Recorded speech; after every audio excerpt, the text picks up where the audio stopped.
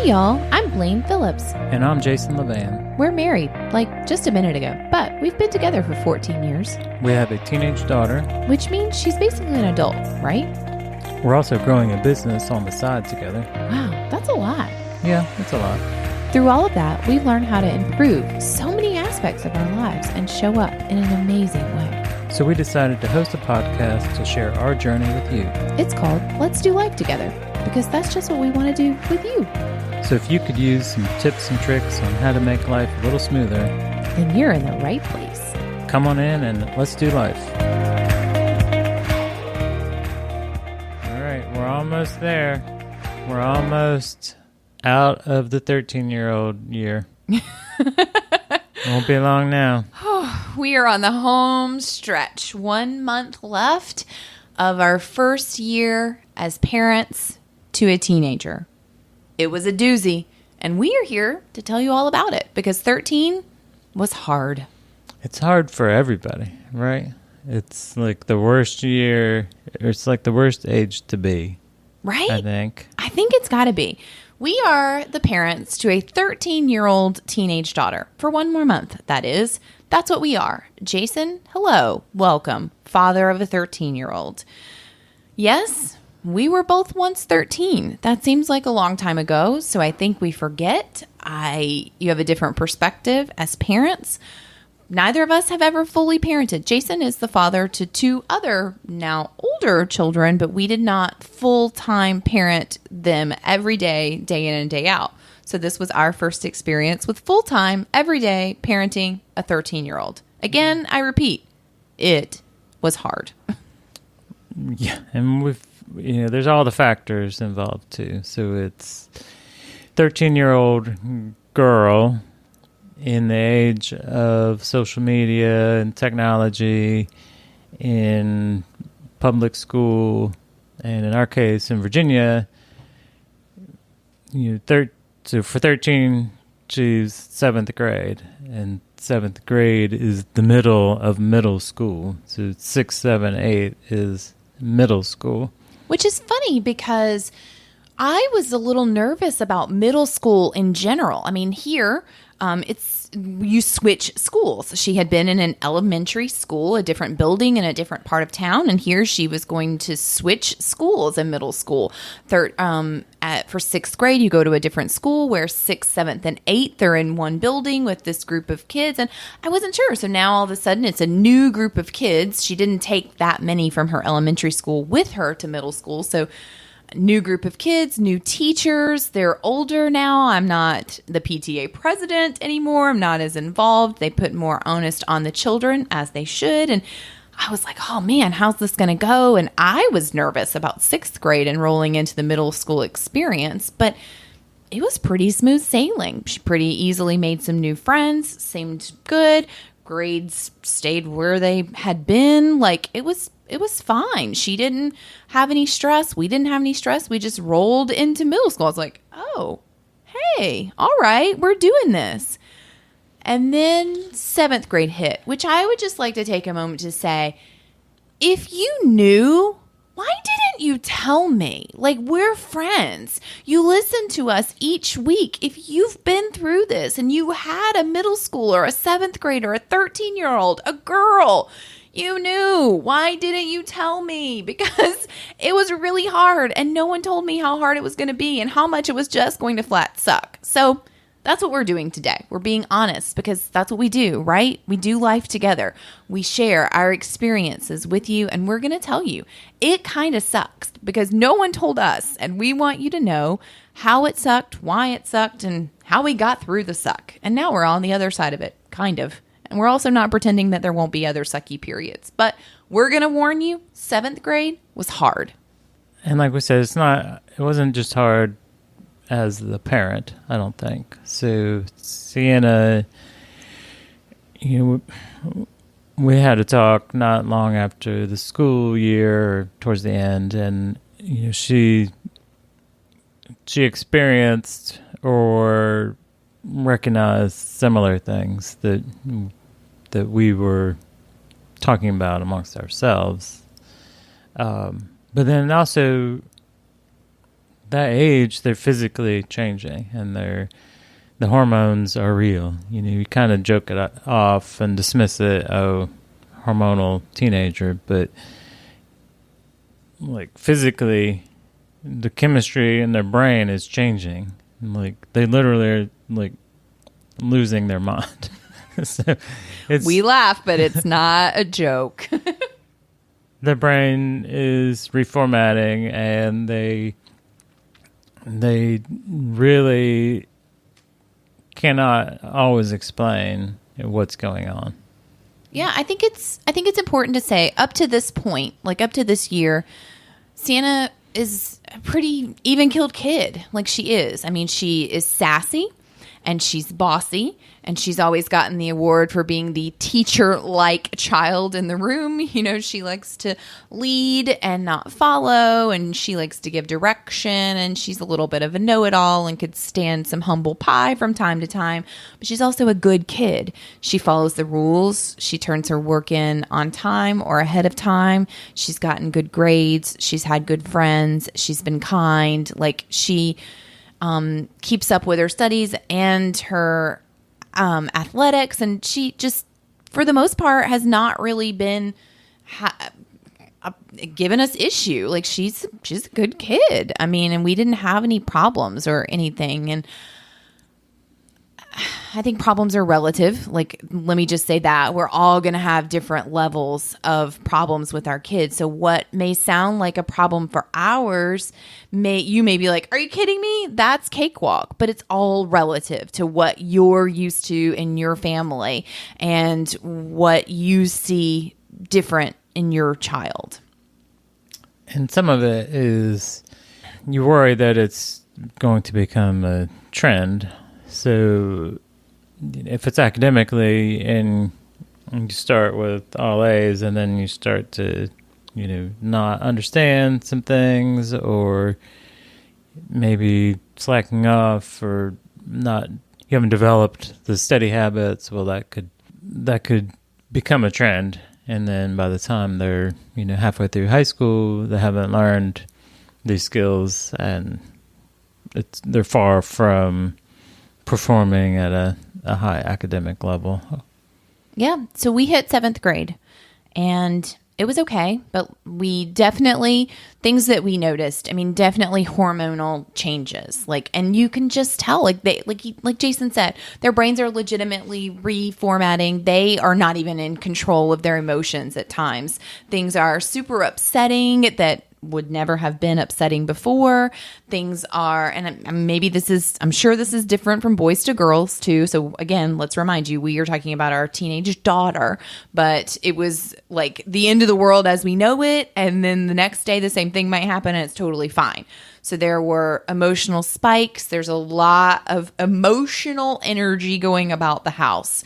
And we addressed some of the physical element of that. So there's, some recommended supplements at this age when they're going through this that help kind of balance that chemistry.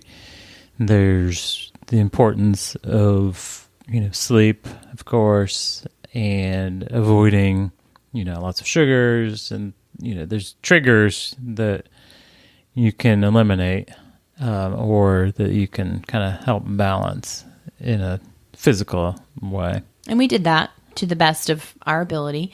And then we noticed there are different friend circles this year, which is going to happen. All of our friends are we change, who we spend time with changes. But for me, as the parent, middle school was different because, like I kind of mentioned earlier, in elementary school, I was there. I was present a lot. I was on the PTA. I was the president for a while. I did every class party. I was the room mom all the years. And so I knew all the children that whether she was friends with them or not, I knew them.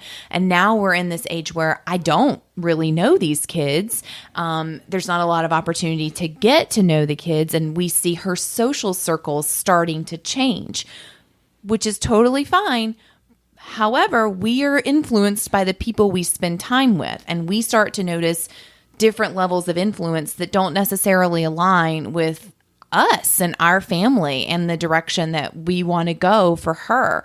So that takes navigating, and that's not easy. Then we see academically, and we'll talk more about what we did and how we've compensated for these things. But academically, Sienna's, it's always been pretty easy. Like I don't know that she ever really had to develop serious study habits, or, I mean, things came pretty easy to her academically. She has not had to work for it. That's just the facts. And we didn't have to help her.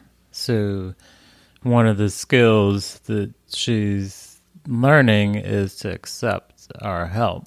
So if she identifies that she's struggling or she could use a little help in a particular area, she has to also be open to accept that help. And that was new this year. And you see that play out in her academics. And for us, grades dropping, like her getting a lower grade, that's not a huge deal. Like, that's not concerning. The answer for us in anything any of us, not just her, ever do is, as long as you're doing the best that you can do, that's what matters. However, as a parent, when you do see grades and you see trends, you want to pay attention, because for us, we were concerned about her missing fundamentals. Specifically, we think about math.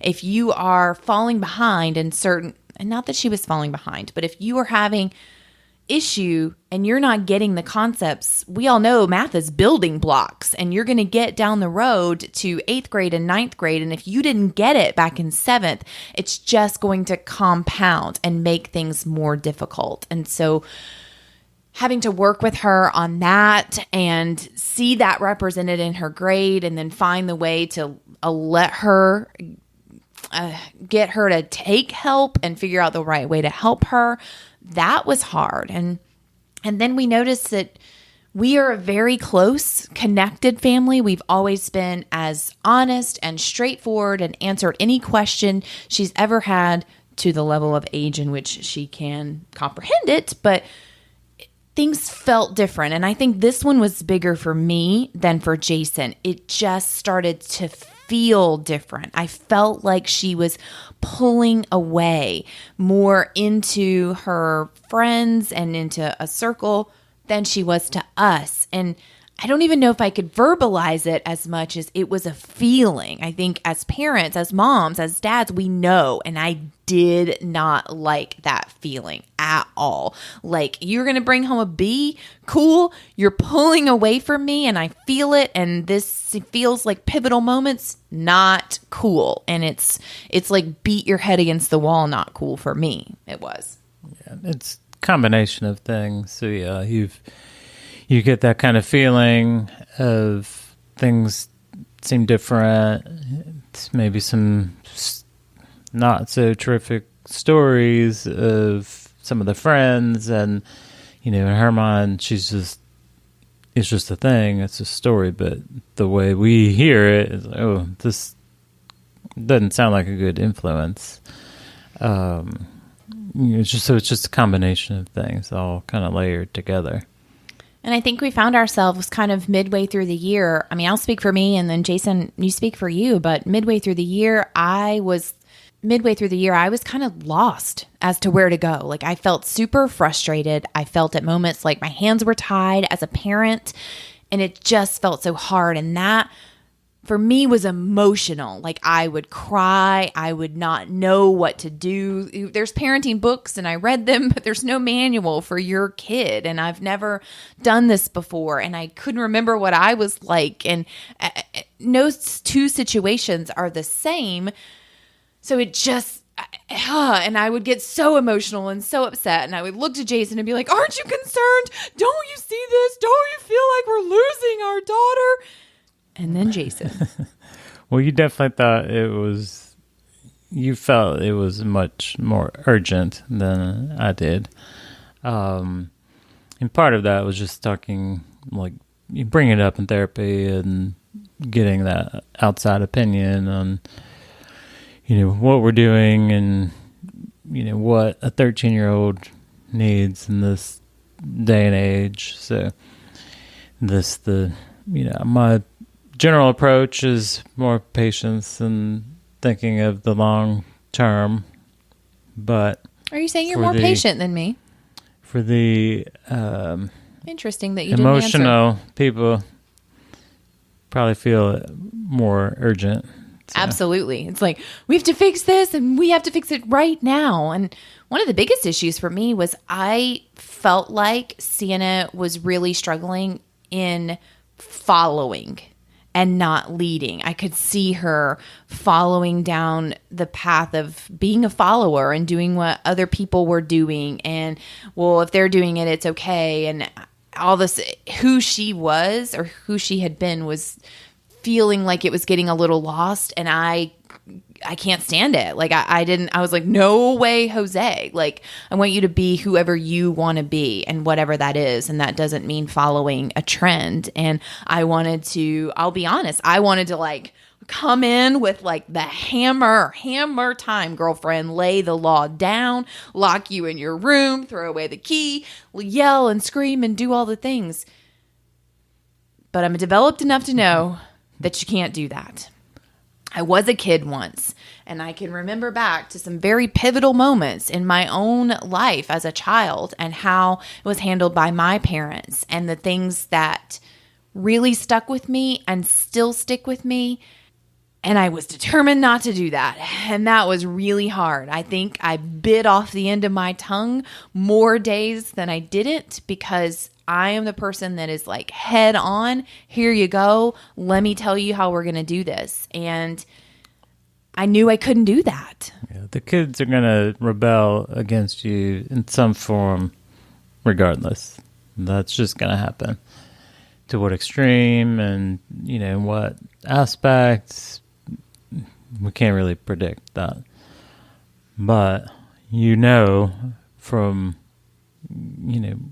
your days as a teenager, exactly what would trigger it from the parents. So being mindful of that, you have to practice that patience and just not step in and try to lock her away. And let me just be very honest and very vulnerable and raw in this moment. I know that. In my logical brain, I know that pretty much everyone I've ever known has struggled with their teenager at some point or another, that my parents struggled with me at some point or another. But somewhere in my brain, I'm pretty sure I had convinced myself that it wasn't going to be us. We had laid all the groundwork and we had done the things, and she's a good girl, and she is a good girl. And we were just going to bypass any of those rocky years. And I was sure of it. People had said as much to us. Sienna's so good. You guys have it so great. And I was like, yeah, no, right? Like, it's going to be good. And then all of a sudden, we're smack dab in the middle of this poo storm. And I'm like, oh, crap. Like, and I had to deal with guilt about that too. Like, that I was somehow a bad parent because here we are. And she's struggling and I'm struggling and we're struggling and our family's falling apart and I'm bad and it's all my fault. And what did we do? And that's just not true. It's just not. We are all going to walk through hard seasons, whether it's 13 for your child or 21 when they're moving out on their own or whatever it is. And it doesn't make you a bad parent. It doesn't make them a bad kid. It doesn't make anything bad. It's just all of us are going to walk through hard seasons, and we have to navigate that the best way we can for our family. And that's going to look different for everyone. And I think it's podcasts like this and people being real and honest that they've experienced it too, for you to know that you're not alone in it and you're not bad and it's going to be okay. It is. It's just going to suck in the moment. Yeah. So the way we navigated it was to not focus on the negative aspects, but to just pour in to the positive things, pour into her in a positive way, reinforce, the positive influences in her life. So instead of saying, we don't like that girl, you shouldn't hang out with her, she just seems like a bad influence, we might encourage or facilitate maybe some interactions with a different girl who has more positive influence. And I think here's another hard thing. I'm just admitting all the hard things. Jason's giving us the examples and I'm admitting the hard things. But through all of this, we had to do some self-reflection on ourselves as parents and how can we grow and how can we be better.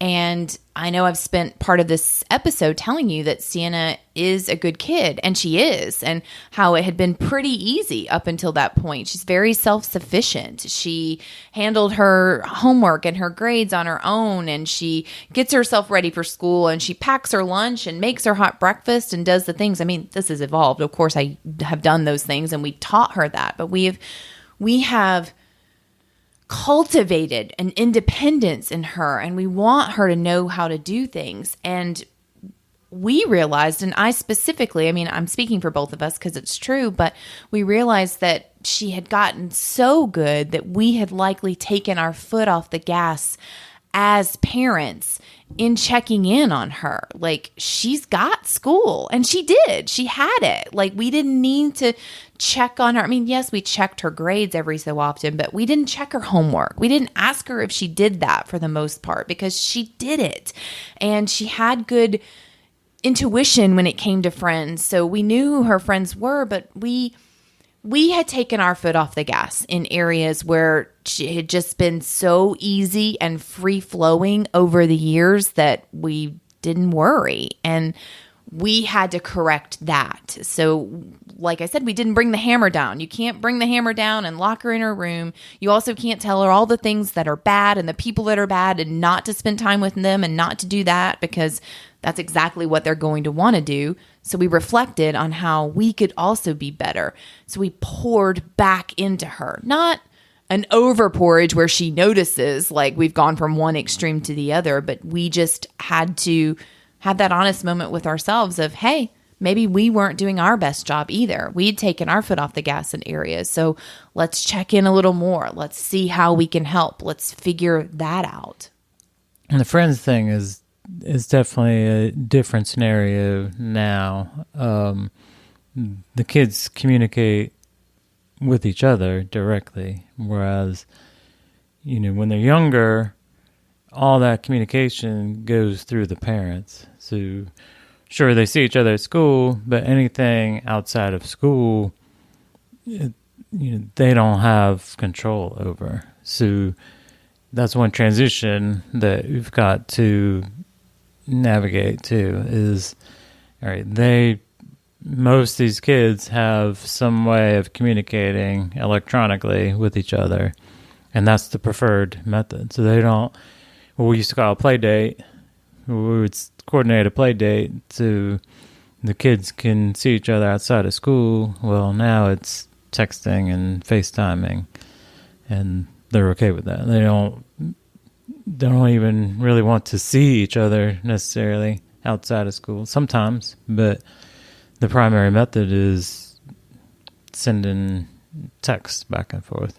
Which takes you as the parent out of the loop if you're not intentional about knowing more about who they're spending time with and what their background is. And we had to just, like Jason talked about earlier, just kind of steer that. But you have to do it undercover and behind the scenes. And I think ways that we've done that is just when I would notice something that a friend she would tell me a story, or I would see it for myself and I thought it was a positive, like the kid had shown kindness or they had stood up for themselves. I would praise that, like, oh my gosh, that's awesome that Susie did that. Like, I'm so proud that she challenged herself to try out for a new sport, or just bring praise to the things to the people and the things that are aligned with our values, and not really talk about the other things, not give any value to them, or just you have to be creative. You got to be behind the scenes. You have to bite your tongue at times when I don't want to.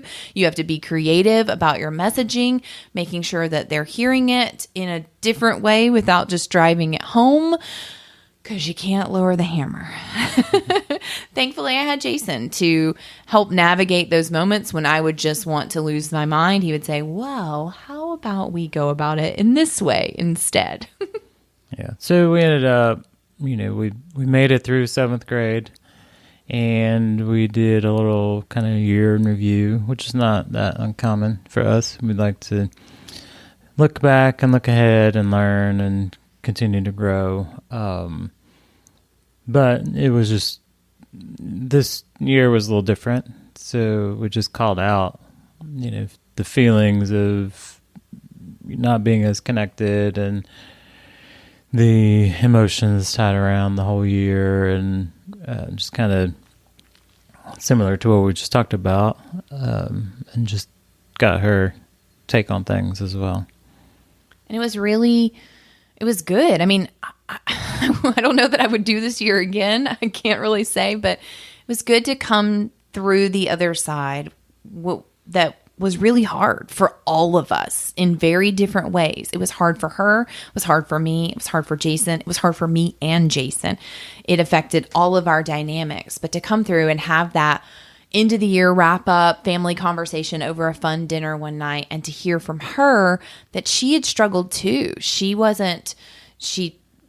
owned up that this was the hardest year academically for her. And it wasn't hard, but it was harder. She needed to finally study, and she didn't really know how to do that. And she hadn't asked for help when she should have, and how she had been influenced by some friend circles that weren't the best people. And she had moved on and made new friends, and just listening to her look back on it herself, and that she hadn't loved it, and how it had been hard, and knowing that we all weren't alone, but able to talk about it and able to grow from it was good.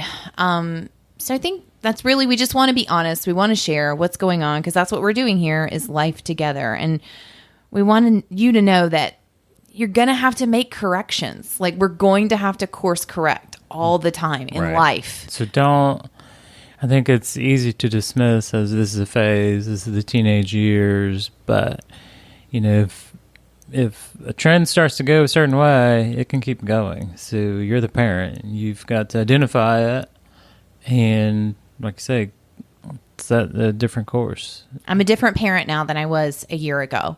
And I'll likely be a different parent in 2 years than I am now, because I want to grow and I want to be the best version of myself for her and show up in ways. So what you've always done will not always be what you can always do. You're going to have to change. You're going to have to make corrections. And then you're just going to have to find patience and stay the course and believe that they will come around. Because I'm going to tell you, this year was freaking hard. I cried a lot, but we are through it.